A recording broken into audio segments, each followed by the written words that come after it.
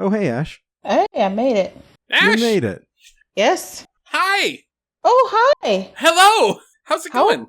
It's going great. How are you? Oh, I'm wonderful. Yeah. Wow, this is an odd way to, I don't know, run into you again, I guess. It is kind of a strange. Well, I guess this is probably going to happen at some point. Tell me a little bit how you know each other. We used to work at Kotaku together. Did you work together on anything specifically? Really? Because he left like right after I started, but I'll never forget his review of Paper Mario. Paper Mario. And the Origami King, because that was like my game of the year that year. It was a freaking beautiful game. It was, and it did not get the love that it deserved, and it did not get the recognition for its story that it deserved. I think we both agreed on that very strongly. Absolutely. I think everybody bailed on that series after 1,000 Year Door, no? Well, I'm gonna guess so, but it absolutely, like, Origami King is like hands down probably one of the best like RPGs in the last 5 years, and it's not even It's not even close. Yeah, it's actually really good. Like this is coming from someone who has like no other experience with like Paper Mario games like whatsoever, but I played that and I'm like bawling, like, and you know me, you know how I feel about RPGs, and you know, considering your standards are set by Final Fantasy XIV, that's high praise. Exactly.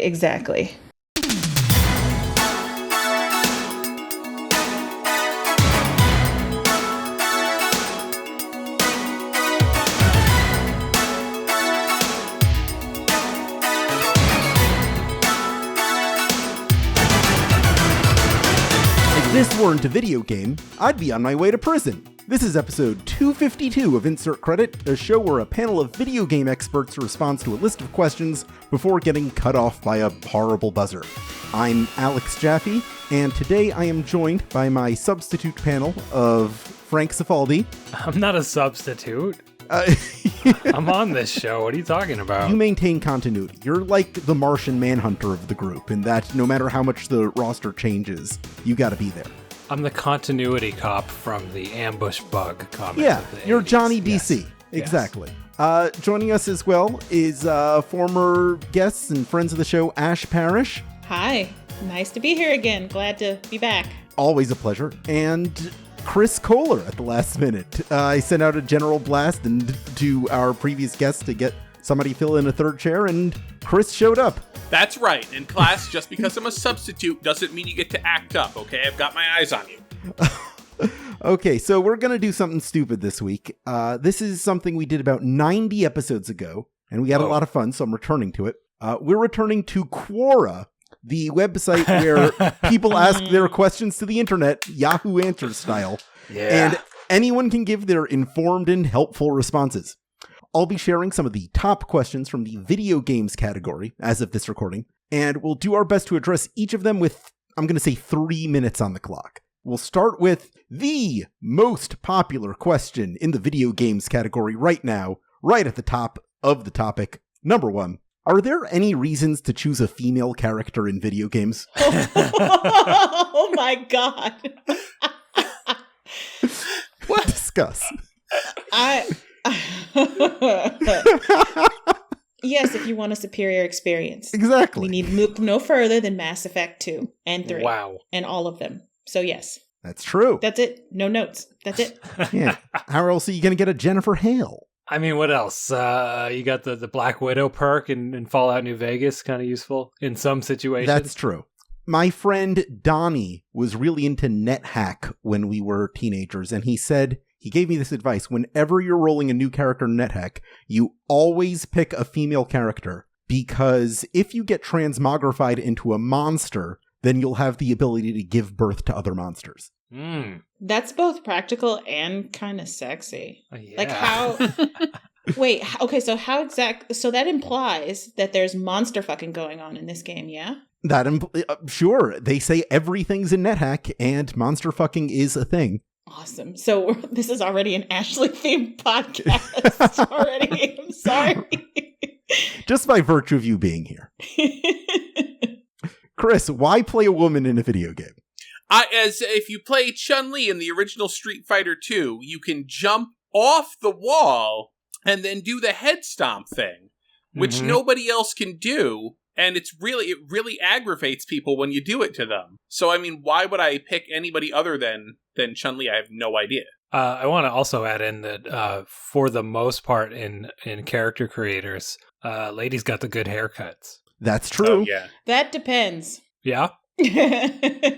That, honestly, that is extremely situational for reasons I'm sure you all can guess. Oh, it's race dependent. Is that what we're talking about? Yes. Oh, Yeah. okay. Yeah, it's great if you want to be a white woman, I suppose. Yes. Okay, I guess most character creators I've done, it's just like, okay, what color is your skin? That's all I care about. You know, Right. The rest is just the same options. Remember that time that when Nintendo released New Super Mario Brothers, and they unveiled it was 4 playable characters, and it was Mario, Luigi, Toad, and then another Toad? Yeah, and Yellow Toad, yes. Yes. Well, someone had to get kidnapped for the plot. Come on. Right, exactly. Right. It's not like they didn't solve that with the second game in the series. Oh my god. All right, here's our next question. Thank Okay. God. Thank goodness. Why does everyone speak English in the Fallout video game series? Isn't it like It all takes place in isn't the... Fallout like specifically a satire of America? Yeah. Yeah, it takes place in the and United States. Granted, there's other languages. Right. Yeah. Right. But where are the cities that Fallout has taken place in, right? We've got Like Boston and California. just kind of California in general, Boston, right? Exactly. I'm just thinking like, okay, population is destroyed in a nuclear accident, right? Oh, it's because the only people who survived are privileged white English-speaking people who got into the vaults. Next Everyone question. who got There you access go. to a bunker. Yeah, that scans actually. Oh, Yeah. no. That's uncomfortable, but probably it. Okay, I think we can go on to our next question. Playing Skyrim as a vampire, is it worth it? What are the benefits versus drawbacks? Well, if you're a vampire, you can only play Skyrim at night because during the day you're asleep in your coffin. That's Well, true. no. There's blackout curtains. You don't have to sleep during the day. You just can't don't? go outside. No. Oh, okay. I thought you had to sleep in the coffin. Oh, okay. No, that's where they have to sleep. And you do have to sleep. But does a But- vampire require 16 hours of sleep a day? No. I mean, playing as a vampire in Skyrim just means that you're in your house and not preying on the blood of innocent people. Mm-hmm. I actually would encourage vampires to give Skyrim a chance. It might save some lives. Mm-hmm. Mm-hmm. I guess so. I guess I guess if you're gonna play anything as a vampire, Skyrim's gonna It's gonna take hook you you. off the street for at least 100 hours. Yeah, I mean, you should actually get into like Final Fantasy 14 or something. But Yeah. you know, Skyrim is a baby Final Fantasy 14, I think. I don't know. I haven't played either of them, so I just assume that they're the same game. There are certain games that I would tell vampires to not play, such as like Mr. Mosquito. Like that might be triggering the bad behavior. You know what I mean? Well, Yeah. number one with a bullet would be Boktai. Oh, for sure. Mhm. That just goes without saying. Right. Can't play that game as a vampire. Legacy of Kain, Blood Omen. Mm-hmm. Mm-hmm. Can't play Dragon Age Origins either, with the blood splatter and how like they would go into cutscenes with like ridiculous amounts of blood splatter on their face. Oh, because it's triggering? Because Yeah. they would see it and go into the blood frenzy? yeah. Yeah, it's like if you or me, you know, we're playing Skyrim and you killed a guy and like a roast turkey was on the screen. So they could play Mortal Kombat on the Super Nintendo, but not on the Genesis. Right. Yes. Yeah. All yeah. right. They don't care for sweat. They don't like eating sweat. Yeah, that's not part of their diet, as far as I know. I don't know any vampires. I'm kind of just speaking out of school. But I they think- could try it. You know what Yeah. I mean? We tell our kids, like, just, you don't have to eat it, but just take one bite just to see if you like it. Yeah. What you really have to do is find a vampire and ask them. Enough vampire talking. We gotta listen to our vampire community to understand their needs. The Sims. The Yeah. Sims 4. That Oh, would be yeah? a good game for vampires. Oh yeah, absolutely. There's gotta be a vampire expansion of Oh Sims yeah, 4. there absolutely is. Sure. Question number 4. I don't know why this was in the video games topic, but it was there, so I'm asking it. Okay. Why is Magnus Carlsen hinting at not playing world championships anymore while at the peak of his powers? Because he gets his shit wrecked by little kids. Yeah. Can't handle it. Yeah. Also, he's just really, really into Skyrim right now, and he's kind of Right. preoccupied. That makes sense. We're talking about the Nintendo World Championships cartridge. He probably doesn't play it because it's very rare. That's a very good point. It's hard to find. Yeah, it's just hard to get an original. Chris Kohler on brand, everybody. It's in the video game section. They must be talking about that. That logic checks out. I'm looking at the math right here, and it couldn't possibly be anything else. I'm glad we all understand, like, what exactly it is we're talking about. Like, for some reason, I should not know who you guys are talking about, but for some reason, like, the story about the chess guy was, like, all over my feed, so I read it, and I'm like, oh, okay, cool, this is funny. Yeah, I figured you were on Twitter enough to know what this is. I'm so extremely online that certain knowledges that I wouldn't normally know are just, I just absorb via osmosis anyway. Like a vampire. That's how vampires work. I do want to go backwards a question. I went to Moby Games looking for games with blood in the title just to try to make a vampire joke, and it kind of came up flat. But the best title with blood in the title is Space Hulk Vengeance of the Blood Angels. Oh yeah, I know that one well. Yep. Many years ago, I put together a video game timeline trying to put every game that canonically takes place at a certain point on the Gregorian time scale. Space Hulk is one of the last points in the timeline because it takes place at like just after Warhammer 40,000, which is for 40,000 AD. Okay. So yeah, Wow. that's how I'm familiar with the Space Hulk video games. There is also a Switch game called Blood Will Be Spilled, which I think is just kind of a weird, like, they couldn't get the license to There Will Be Blood, so they just retitled it. It might be one of the many retitles of that All You Need Is Kill movie. In that family. Next question. What's the hardest video game ever made? Isn't that Dark Souls? I think Dark Souls 2 is harder than Dark Souls. Is Dark Souls 3 harder than Dark Souls 2? No! Dark Souls 2 was so hard people complained about it, and then they switched back to the Dark Souls 1 system for Dark Souls 3. Oh. Let's see. I mean, there's games that are literally unbeatable. Right, like the DOS version of Teenage Mutant Ninja Turtles, right? Like you simply cannot beat it. I don't remember if it was DOS or Spectrum or whatever, but that is what I was thinking about. That's there we go. Good job, Chris. Yeah, we've all got turtles in the brain these days. Is impossible the extreme end of hard, or is it another category entirely?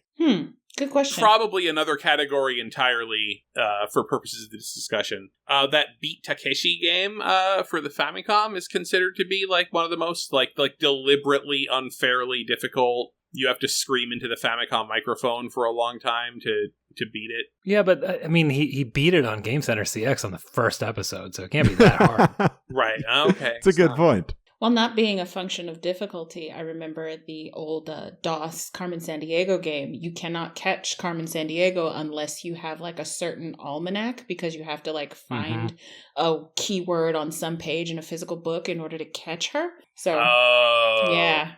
Well, playing by the rules, which means you have the book, which means you didn't pirate it, Ash. Right. You'd be fine. You weren't a thief. No. Turns out you were the criminal. I feel the need to point out that I've gone through the hardest Carmen Sandiego challenge, which is completing where in North Dakota is Carmen Sandiego without the guide that was written for playing that game. Nice. So it was a very hyper-specific trivia circa 1988 about counties in North Dakota, some of which I think don't even exist anymore. You have to search the internet for circa 1988 arcane knowledge of North Dakota. So the saddest thing about that game is that they can't even put Mount Rushmore on the box because that's South Dakota. It's a different Dakota. Yeah, exactly. Mm-hmm. Where in North Dakota was Carmen Sandiego? I ended up catching her in Minot. That's the canon. Yeah. One of my strongest video game memories, and also like one of my earliest in 5th grade. Like I loved the Carmen Sandiego games. I loved everything about Carmen Sandiego, the TV show, all of that shit. Like let's establish that. But I was playing the game on the computer, but the almanacs, we didn't have them in like the classroom where the computers were. So I remember vividly asking my teacher, could I go to like this other random classroom where I knew the almanacs to be? And he was like, yeah, sure, whatever. It was, I don't know, he didn't give a shit because this was like 5th grade. And so I walked across the school, like across campus to get this book and come back to my game. And I used it to beat Carmen Sandiego. And that was the only time I ever beat the game. Wow. And that's just a memory that has always stayed with me. And this is, I'm a person who hardly remembers what she had for breakfast. So good work, Gumshoe. It's important. Yeah. Here's our next question. My 18-year-old son continues to play video games even after I smashed his laptop and deleted his Steam account. How can I permanently put an end to his gaming? I really hope that's a troll. You just got to end him. Yeah. That's the only way. I really, really dislike the viral videos you see of like parents smashing like their kids' toys to punish them or their kids' games or something like that. I hate that because it is so abusive. And people are like, well, because it's video games, people are like, well, you shouldn't be on video games. You should be out touching grass or some shit like that. But it is a hallmark of far more abusive parental behaviors. It's just so toxic. And I hate that it goes like a clip of something like that goes viral every other week. Right, like this is what they'll put on video and share on the internet. Mm-hmm. Yeah. Like it's something to be like, oh yeah, that'll be the end of that. Also, I'm curious when that question was asked, because I feel like gaming at this point in 2022 has reached the point where parents are starting to come around. Well, because parents are like our age right now, and we grew up with video games, and they understand that you know this is an endeavor with which you can make money. So I'm starting to find that parents less and less are having these antiquated ideas about, you know, video games and how they're a waste of time. So I'm curious when that question was asked. I don't think it lists when the question is posted, but it is currently active. That is not a Quora feature, is like timestamp. Yeah. It's not. Wow. Quora. Yeah. How do I stop my child from playing my video games? That's the really question for us, like for our generation. Well, actually, I have a similar question, which is what's worse, taking away a child's video game or forcing them to play what you played when they were a kid so they get a proper education? Definitely number two, because it speaks to a pathology that runs deeper than that. Yeah. It's like when you see infants dressed up as like, I don't know, popular pop culture characters and not like Paw Patrol or Baby Shark or whatever the hell a toddler would be interested in, because this is just, you know, attention for the parents, not the children. Mm-hmm. Listen, if Yar's Revenge was good enough for me, kid. Playing nostalgia games is still better than not being able to play any games at all. When you're 3, you can play the Atari 2600. Yeah. When you're 4, you can play the NES. When you're 5, you can play Super Mario World. You're going to get the whole history of games, and you're going to be well-rounded for it, exactly. Like me. And like 6, and then like, you know, first grade is basically like you just remember it as this like horrible, miserable year when all you could play was like Mario 64 and Star Fox 64 and Chameleon Twist. And people ask me if I was going to do that, and I'm like, no, because I don't hate my child and I don't want him to hate video games either. Like I just, you know, it's like he's going to discover what he wants to discover, you know, on his own, and then I'm going to have to learn about what it is that he finds interesting. Well, as video games have become more complicated, is it harder to get acclimated to games? Do you need, like, a starter game? No. Yeah, like, how do you dip into, like, Roblox or something? You know, well, I mean, I guess from my perspective, it's like, you know, my older child is, you know, just, like, learns so much about all of these video game worlds that it's so hard to even understand what's going on because they're so complex, because so much is going on there, you know, like Roblox or Minecraft or things like that, if it's not something that I'm personally into. Okay. To be clear, I am going to be that parent, but the only game that I will force my child to play will be Sonic Triple Trouble. That makes sense.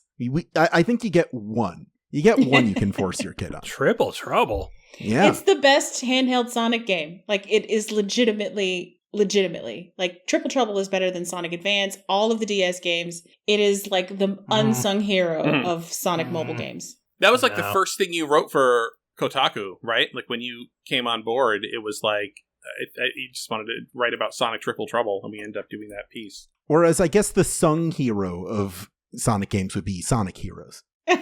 Oh, sure, because of the song. Yeah. Because of the Sonic Hero song. Man, you got me thinking now. That game's all right, but the advanced ones aren't very good. I don't like advanced. Exactly. 1 and 2 on the Game Gear have their charms, but Sonic better. On the Game Gear is like absolutely terrible. But Triple Trouble is like, first of all, it's the best game on the Game Gear.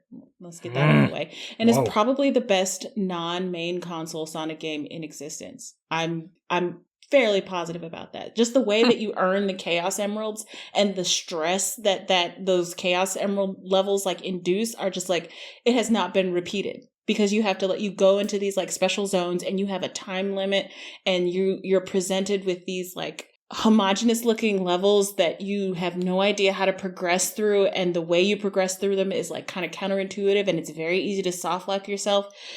It just hasn't been done. And it also has one of the best Sonic songs in all of the franchise's history, which is Sunset Hill Zone. You're saying that it's good because you can soft lock yourself in a special stage? No, I'm just saying.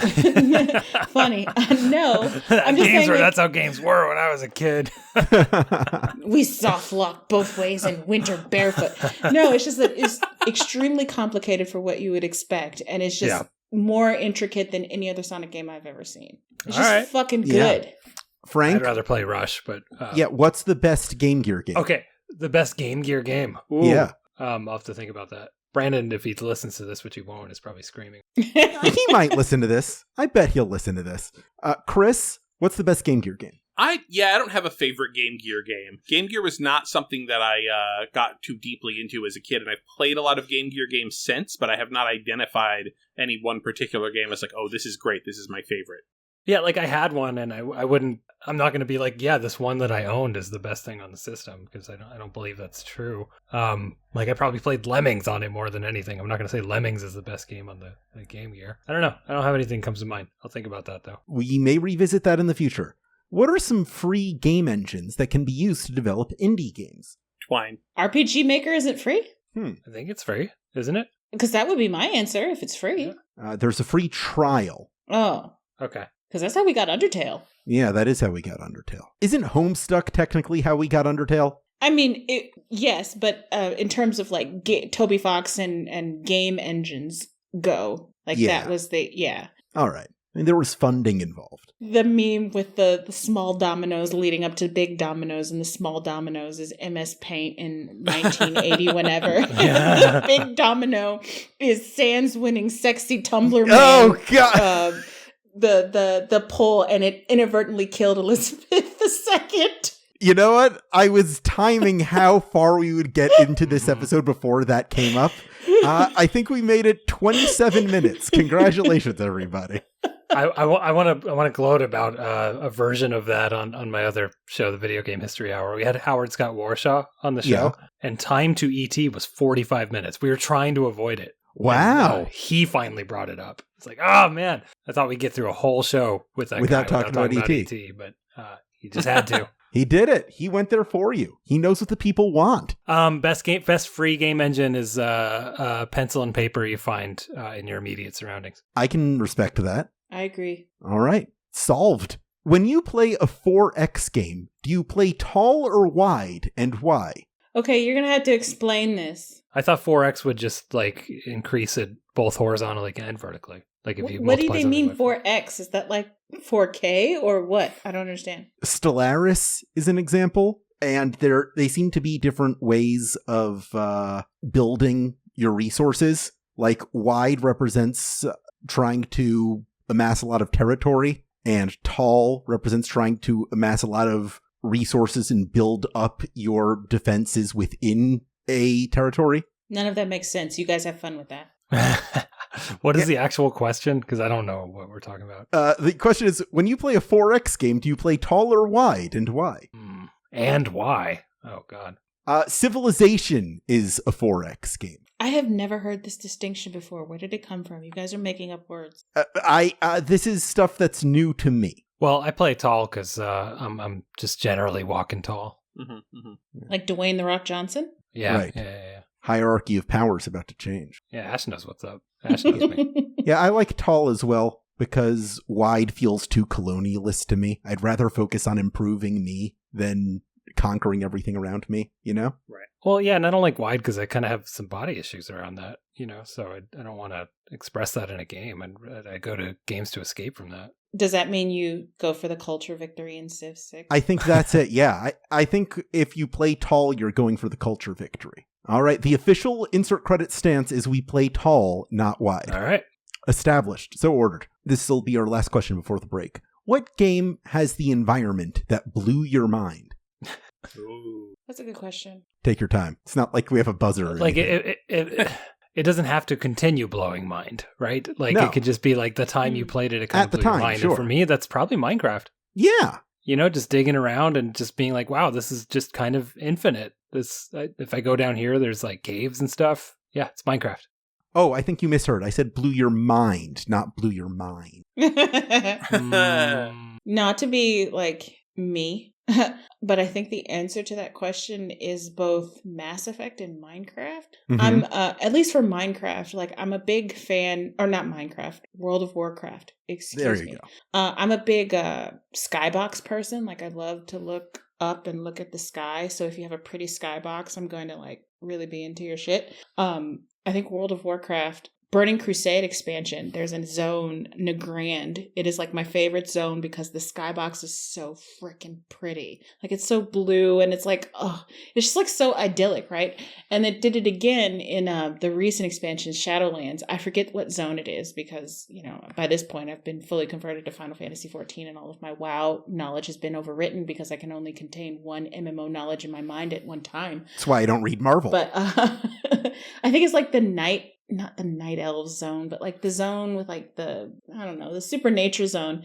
It had just such a beautiful skybox full of stars. And if you have a pretty skybox, I'm going to love it. And Mass Effect also has like pretty skyboxes with like stars and all that stuff. And those were the environments that really like stick with me. I don't know. I'm struggling to name something that, where the environment in particular jumped out at me versus just saying like one of my favorite games or something like that, you know, because I think back on fond memories and it's just the sort of the same games I'm always talking about. So it's like, what was an environment that really blew me away when I first, it's like, I'm trying to think like, was there ever a point where I was playing something and just had to stop and just like stopped playing in my tracks just to look around at everything? I don't know. It's hard to think of one. I mean, I've got another one. Go for another one. Dragon Warrior / Quest 2. Ooh. When you're walking around on the map and you realize this tiny thing underneath you is actually the entirety of the map of the first game. Yeah. Oh, yeah. Mm-hmm. That was cool. I think Zelda 2 did that as well. Is that right? Yeah, a portion of Zelda 2's map is the full map of the first game. Yeah. Yeah, just that's immediately like, wow, this is capital E epic. Yeah. Mm-hmm. Pokemon Gold and Silver does that, where you get to go back to the entire world from the first games. Yeah, it's a great trick. I wish more games did it. Maybe they will. Something to consider as we take a break. We'll be right back in just a moment. I would like to eat one tortilla chip. Okay. Pardon me. Our misophones are not on the podcast today. Oh, that's true. I could be eating this salad and you guys wouldn't care.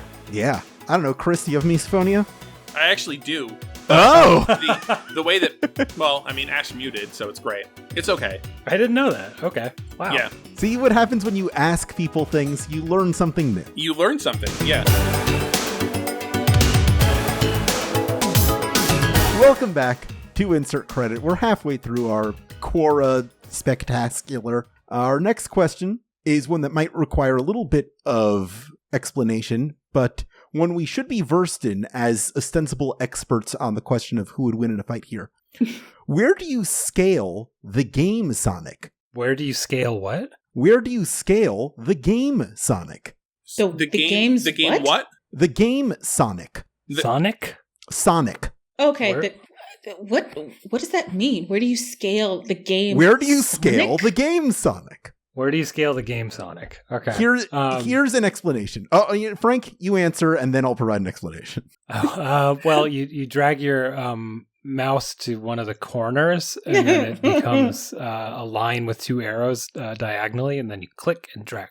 Okay, so let me explain. In communities, and there are many, where the central question is who would win in a fight between this guy and this other guy, there's this phenomenon called scaling, where you take a character and you try to figure out how powerful they are compared to other characters, where they are on a relative power scale. How strong are they, say, compared to Goku, or compared to Batman, or what have you.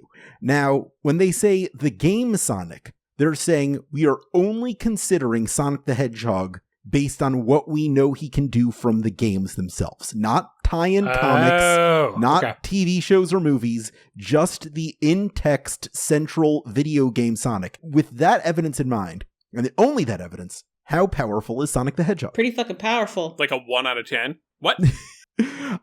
Technically, the way these work is that they'll rate them on, say, their destructive capabilities. Could they destroy a planet? Could they destroy a continent? Could they destroy a city? Or what have you? Okay. It's still pretty powerful. Yeah. Sonic can only destroy walls that are already crumbling, and if you take any pointy object and touch him with it, he will immediately die if he doesn't have any money. That's true. But he can, just by virtue of jumping on them, destroy extremely durable metal constructs. He can also fly through space without need for oxygen or anything like that. He can also independently fly. These are all good points. I would venture that he's still extremely powerful. Like, he could spin dash Goku to death based on his power set. I am evaluating him based on his supersonic capabilities. So maybe that might be cheating because that requires an additional external power source. Right. But I think Sonic and Supersonic are two separate categories. Yeah, I mean, I think we have to assume that the Chaos Emeralds are hidden by the planet. Yeah. And if I had all the Chaos Emeralds, I could do that shit too, but you don't see me out here bragging about it. Right. Could you? You'd just be a little slower. So, okay, then just flat sonic powers, he can still, like, jump on you and kill you. I guess true. if Eggman is pursuing the Chaos Emeralds to the point that he could do crazy shit with it, I guess it stands to reason that Chris Kohler could be a planet buster if he gathered the Chaos Emeralds. That's what I'm saying. Also, and don't use me as an example because anybody could jump on me and kill me. Also, I would say the difference is that even without the Chaos Emeralds, we know that Dr. Eggman is an Olympic level athlete based on his presence in Mario and Sonic at the Olympic Games. Ah, true. Well, we're not talking about Robotnik here. Come on. What are we doing That's here? true. That's true. We are talking about just plain old Sonic. I think Sonic could have a shot at destroying a city without supersonic powers, but it'd take a really long time. We know he can escape from a city. Yes, we do. That's true. Yeah. I mean, I do think that with his speed and his brute force, he could just kind of like ram through buildings and stuff. I just think it'd take him like a month of work to destroy a city. If there's one thing we know Sonic for, it's patience. So that should be fine. He just really hates the city. Yeah. Right. Also, can the spin dash melt steel beams? That's yet to be determined. But I mean, you're right with the whole, like, you can only destroy things that are already crumbling. Yeah. So, but part of me with, the spin dash ability kind of wants to say that, yeah, he could. Spin dash melts steel beams. Sonic did. So ordered. Insert credit canon. If you're making a game and a video game company wants to buy it from you, how much should you sell it for? Oh, which company is it? Never pay more than $20 for a computer game. Mm-hmm. That is a good question. It really depends on who's buying it. If it's EA, then $1 billion. If it's like, I don't know, Supergiant or something, I trust them to do the right thing. Right. And also, what's my goal? Right? Do I want to keep controlling this company? Is this an escape plan for me? I don't know. Where am I in my life? It's a good question. Yeah. All things to consider. Let's see. Yeah, Embracer would be a big chunk. It's like if you paid like $500 million or whatever for Middle Earth IP rights, you're gonna pay me at least half that for your one game that you made on Game Maker. I'm the next Toby Fox, baby. Sure, it happened for him. It could happen for you. What hit webcomics have you composed the soundtrack for? Penny Arcade. There you go. All right, yeah, you're ready. Doot doot doot doot doot. Penny Arcade. That was the song. That was Immortal. You wrote that? Yeah. Wow. I had no idea. See what happens when you ask people questions. You wouldn't think exactly. Gamer's got a game. What's the other part? That's the soundtrack from my childhood. I think there was an official theme song to Penny Arcade, and it was written and performed by MC Frontalot. Oh, that sounds right. Yeah. Not MC Chris? No, not MC Chris. He missed out on that. Frontalot, he'll do that. Yeah. Yeah. What's that guy up to? Is he still on the con circuit? Is he still at PAX? Does he show up at PAX? I'm going to type his name. My partner loves MC Chris. He also loves, what is it, nerd rap? Yeah, nerdcore rap. Nerdcore. Yeah, he loves nerdcore. Yes, that's our front a lot. Oh yeah. It's so yeah. Like epic rap battles in history is kind of funny, but the rest of the nerdcore like subgenre. Oh, epic rap battles of history that postdates nerdcore. Nerdcore was mid 2000s. I will never forget the lyric "Hear ye, in case you ain't heard. 2005 be the year of the nerd." So that's about where that takes place. So Frontalot on July 30th played the SoCal Linux Expo, which I didn't know was a thing. And then upcoming shows, I'm seeing if I recognize any. Retro Game Con 2022 in Syracuse. I'm not familiar with that. Everything else is just like a restaurant. Good for him. Still getting work. But he is touring currently. So that is worth celebrating. Good job, Frontalot. Good job, MC Frontalot. And also he's nice. You know what? He's playing in Oakland this month. What up? I'm going to go see Frontalot. At the do that and tell us how that went. I would be really curious to know what an MC Frontalot concert is like in 2022. Okay, because you have new stuff. Play that song about getting eaten by the Gru. That's all. There you go. Oh my God! So, not to make this about me, but I got married. Congratulations! Wow, a couple weeks ago. What? To MC Frontalot. And we made this like big, huge like Spotify playlist of both of our like songs that we were gonna just play during the ceremony. Oh, and You've Been Eaten by a Gru is one of those songs. that's Frontalot played your wedding. That's MC Frontalot. You know the man. Oh lordy. I had to put a bunch of like Earth, Wind, and Fire to like counterbalance it. But then when it was like the day of the ceremony, like all of his song played and none of my songs played, and it was very upsetting. Wow. I'm sure that's not a portent for anything. Don't read into it. Here's our next question. Will the era of console exclusive games ever end? It's ending right the hell now. Mm-hmm. If Call of Duty and Activision Blizzard have anything to do with it. That's true. Will it ever end? Yeah, because I kind of believe that dedicated consoles will end at some point. But in the immediate future, nah. As long as there's a Sony, honestly. We're so close to that one console future. It's just somebody's got to blink. Yeah. At this point. I mean, I don't count Nintendo. Nintendo is always going to do Nintendo's own thing, right? But it's like we just have this situation where you have like these two pieces of hardware that are like almost identical parts inside them, and just one of them is Team Blue and the other one is Team Green, and it's like it just doesn't benefit anybody. It's like where is the standardized platform? I'm getting on this train now. I mean, I also just tend to think that dedicated boxes that are big, that are in your living room and their function is playing video games, like that feels weird to me still. I don't know how that goes away, but it's gonna. It just feels like having a calculator or something. Microsoft has tried to make their Xbox Series whatever just a home entertainment thing.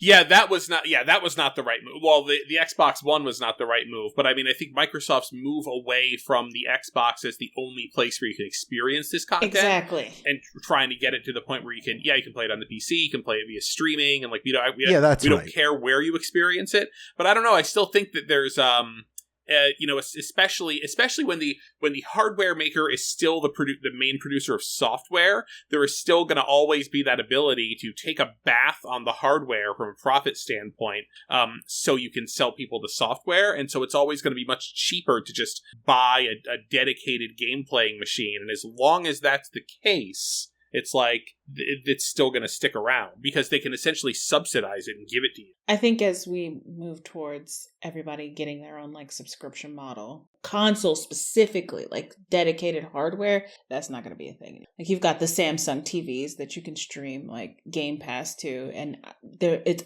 only a matter of time. Maybe not Nintendo, because like you said, Nintendo's going to Nintendo, which is do whatever the fuck they want, but right. We're slowly approaching the era where we don't own anything anymore and that there are no boxes. This is just content that you pay to rent. Mm-hmm. Get into the Netflix model. I can see that coming. Which, I'm the preservation guy, so people are like, don't you hate that? I'm like, no, I like it. I like not having stuff in my house. I also like not having stuff. Right, from a personal standpoint. Yeah, exactly. Yeah, I'm like a DC Comics guy, and people ask me how many comics I own, and I'm like, Not a lot, maybe like a couple shelves. I read it all online. Here is the next question I have on my list over here. Why is it when I play Minecraft with 1660 Ti, I barely reach 60 FPS and 20 to 30 FPS when I'm around my house? I can see my GPU usage barely goes over 45% too. I have 16 gigs of RAM. You gotta stop mining that Bitcoin. Yeah, that's gotta be it. Give your GPU a break. They didn't mention video memory, and really that's the bottleneck here. Yeah, they say they have 16 gigabytes of RAM and R7 4800H. I guess you could look up the video memory. Yeah, it's just not good enough, kid. That's got to be it. Get better. Yeah, get better. And play better, too. It's really just your bad playing that's making the game underperform, because the game is getting bored. The game gets disappointed. Yeah, exactly with you. Nice victim blaming, guys. We did it. Ash, you've never met this kid. Just trust me. Yeah, this kid's a real shit. I think this next question is a prequel to a question we previously addressed. Okay. Recently, my 17-year-old son has been playing a game called Elden Ring nonstop. Mm-hmm. He said it was fun, so I decided to watch him play it. It was horrifying. Everything in the game is evil. There are other gods and demonic imagery. What should I do? Kill them. Yeah, demand a list of every TV show this person watches, every novel they read. It sounds very 1980s satanic panic going on here. Yep. Yeah, they might only watch like reruns of Touched by an Angel or something, so that might backfire on you. Yeah. True. It's literally just episodes of Seventh Heaven. Yeah, right. Yeah. 700 Club. 700 Club. They tune in every week or whatever. Yeah, it's weekdays or weekly. I don't know.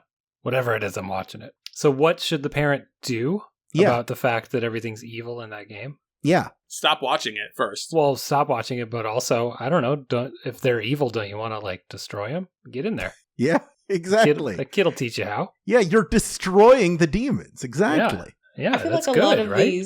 these tensions between parent and child, and the parent who doesn't understand the child's seemingly obsession with video games, will be solved if you just talked to your kid, not like they're a kid, but like as if they're their own autonomous human being. And I think if you communicated not from a position of power, but from a position of like mutual respect and understanding, you might like gain a little insight, and your kid might respect you more for it. Like, honestly. Yeah, but what can they do right now? Ask your kid if they have misophonia. Ask them if they wrote the theme to Penny Arcade. Yeah. I mean, what they can do right now is the same thing. Like, you just talk to your children. No, that's going to take too long. I have this problem right now where there's these demons. Mm-hmm. They should smash the video game system with a hammer. Mm-hmm. And it's a laptop. And videotape it. Yeah, and put it on TikTok. And put it on TikTok or, Truth Social or whatever it is they use. Absolutely tracks. Here's our next question. What are the least known game genres? What do you mean by least known? The ones most people don't know. Just very obscure genres of video game.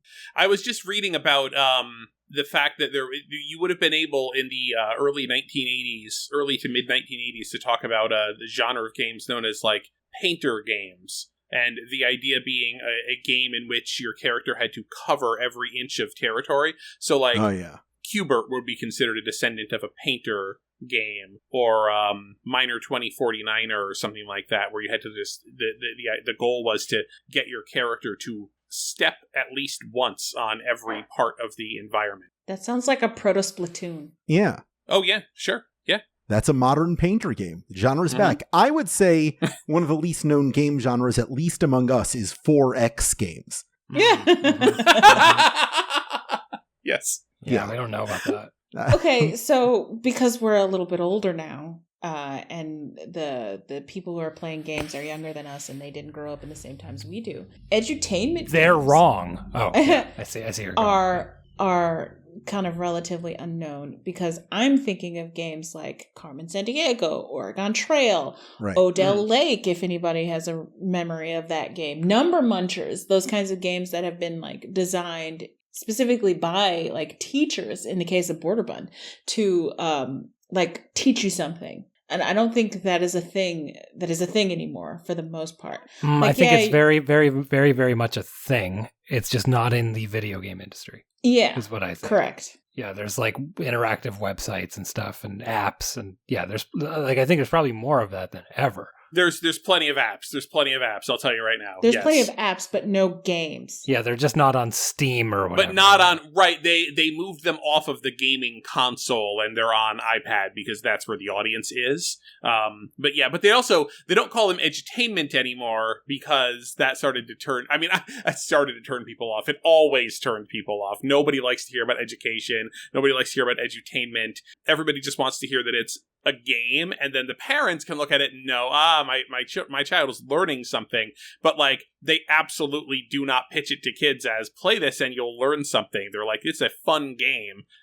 There's a game called Slice Fractions, in which there's a woolly mammoth that's trying to get across the screen, and you have to like in a certain there might be like lava, and you have like a chunk of ice on the screen, and you have to cut off 1/4 of the piece of ice so that it will melt into the lava and create a platform for the woolly mammoth to like walk across. And like it's like sneakily teaching kids about division and fractions and math and stuff like that, but it just looks like a standard video game.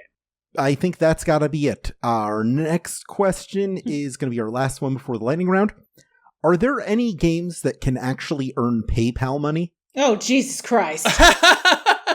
PayPal money specifically Yeah. PayPal money, yes. There's a PayPal currency? That's new to me. Yep. So there is a game, you can get it. They have it on iOS, they have it on Android, and I think there's a web browser version too. It's called eBay, and literally what you do, it uses your phone's built-in camera, and you go around and you take pictures of your parents' stuff, and you upload it to the game, and then you type in how much money you want for it, and then the game actually delivers actual money into your PayPal when you do this. This game rules. I was not expecting that. I was gonna fucking Asked and answered, yeah.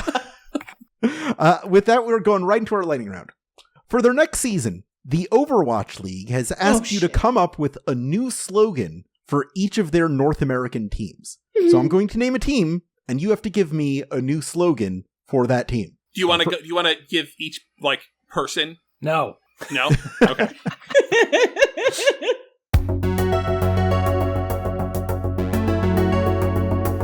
Our first team is the Atlanta Reign. Blame it on the rain. Okay. That's bad, but I'll take it. This team has too much swag for there being no black people on it. I appreciate the insider knowledge. Chris, you got one? No. He doesn't have to. We established the Boston Uprising. The what? Boston Uprising. Overwatch. Oh, God. You guys will never be as good as you were in season 1. Anyone want to have a tea party? That's good. That actually is good. Dallas Fuel.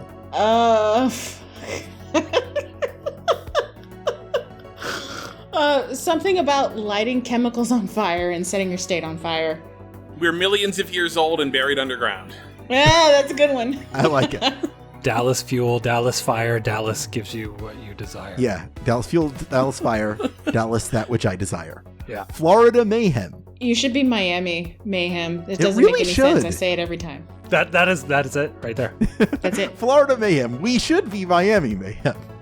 I mean, the alliteration is there. Yeah. Like, come on. The M is right in the logo. I don't know why. I don't know what's happening here. Houston Outlaws. Right now. Bad guys with guns. Bad guys with guns. Yeah. Bad guys, as in bad players with guns. Houston Outlaws, we cheat and we advertise it. Nah. Los Angeles Gladiators. Not to be confused with American Gladiators. Okay.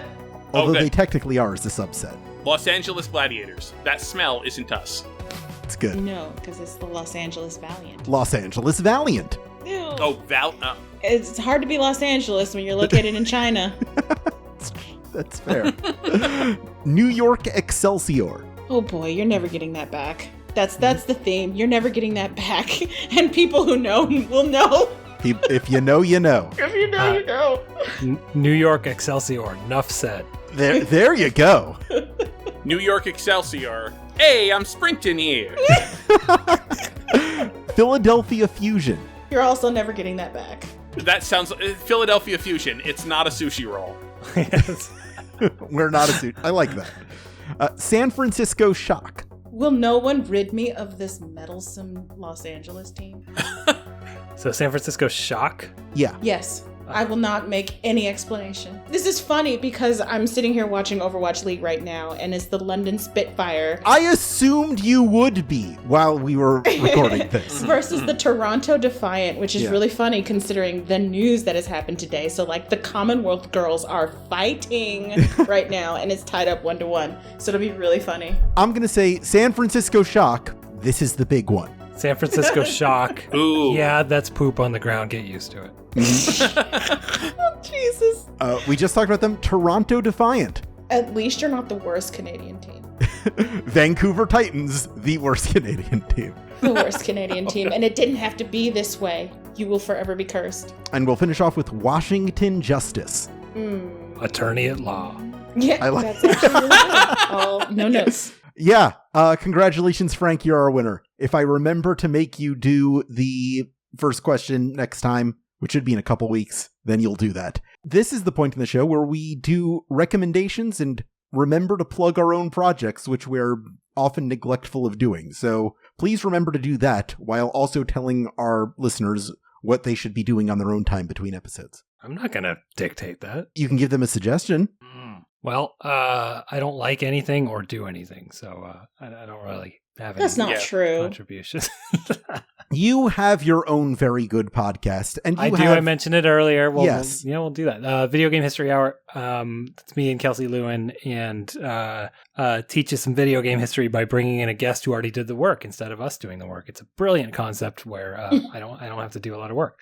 We recently had Roberta Williams on, who designed the King's Quest games back in the 80s. I'm actually proud of that episode because rather than ask her about King's Quest and stuff like that, I actually asked her about Colossal Cave Adventure for an hour, which is the game that inspired her to be an adventure game designer. So if you want to hear a lady talk for an hour about how much she liked Colossal Cave Adventure, go check that episode out. I bet the person who asked, are there any reasons to choose a female character in video games, would not be interested in checking that out. Maybe. I mean, you only play as a female character in one of the King's Quests out of the 8 that she did, so. That's fair. Is King Quest that game that Ryan Reynolds is in a movie about now? There's no King's Quest movie, so I don't know what you're talking about. Maybe I'm thinking of something. I think... What if there is a King's Quest movie starring Ryan Reynolds and only Ash knows about it? Yeah, I think you're thinking of King of the Hill, and that's Mike Judge. No, there's a game... It looks like Don Bluth did the animations for it. Dragon's Lair? Thank Dragon's you. Lair? There you go. Yes. Is Ryan Reynolds in a Dragon's Lair? Yeah. There's a movie What? that's coming out, and I think Ryan Reynolds is tapped to... Yeah, that's right. He's Dirk the Daring? I only know about it because my partner loves that game. Okay. Learning so much about your partner today. Yeah. fan of Dragon's Lair and MC Frontalot. Yeah. He's a big dork. Ash, do you have anything you'd like to plug or recommend? What are you working on? Not working on anything. I just came back from a long vacation after getting married, so I'm readjusting myself to the cadence of work again. Are you quiet quitting? Right. No. Okay, here's what I will suggest. There's a game coming out very soon called Metal Hellsinger, which is one of those FPS rhythm games. I'm going to suggest that you play Bullets Per Minute, which, based on the little bit of both games that I played, is a better game. And that's not out now on Steam. Chris? I, for the first time in a while, sat down and played a brand new video game right when it came out because I was really excited. I know, it's been a while. And you don't need me to tell you this probably, because probably somebody's already told you this before. Immortality by Sam Barlow is freaking ridiculous. I mean, it's if you played Her Story or Telling Lies, it's that, but somebody somehow gave him like millions and millions of dollars to do that on a much grander scale, and they did a lot of good work with all that money wherever it came from, because it's just phenomenal. I'm always skeptical of those kinds of games because I'm like, is it actually good, or are we just still fawning over that one game that guy did that one time and we're just still chasing that high? Find out in 2 weeks if people are still playing it. Yeah. Right. Well, I think, from my perspective, I really am into the idea of sit there and watch these video clips and look for all of the little things that you can find and understand that the game is that the gameplay is mostly going on in your head versus mechanics that you're interacting with. Okay. But I felt like the film clip stuff was done really well this time, and I felt that it really hooked me. Actually, it didn't hook me right from the beginning, because at first I was kind of going through, because it is this. So the conceit is that it's 3 different movies, and you're just seeing scenes from them out of order. But like.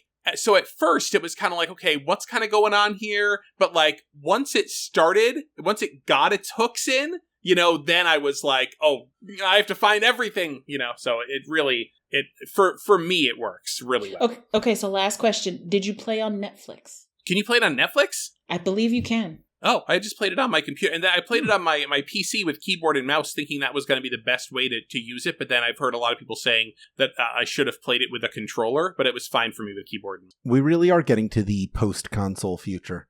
So I have a little bit of an announcement I would like to make. Editor of the show, Esper Quinn, and I are working on a video game together. Wow. And I can't make any specific announcements about it yet, other than that they're doing most of the work and I'm doing about half the writing and voicing the main character. And it is part of the mainline Tony Hawk's Pro Skater. You're actually not that far off, but we're aiming for a 2023 release, and you'll hear more as it comes. I'm very excited about it. Cool. I'm excited too. Here are some other recommendations I've got while I'm here. I would also like to recommend that if you're listening to the show in some format where you can subscribe to or review podcasts, that you do that for us. It's real nice. I always appreciate it. You could also go to patreon.com/insertcredit, where you could become a patron to submit your own topics, listen to monthly bonus episodes, and get other exclusive content. They can't be worse than these. You could also join our community at forums.insertcredit.com, or follow us on Twitter at insertcredit, or search for Insert Credit on YouTube. This show is edited by the aforementioned Esper Quinn, with original music by Kurt Feldman. For now, I'm Alex Jaffe. I'm Frank Cifaldi. I'm Ash Parrish. And I'm Chris Kohler. And Nerdcore can rise up, it can get elevated.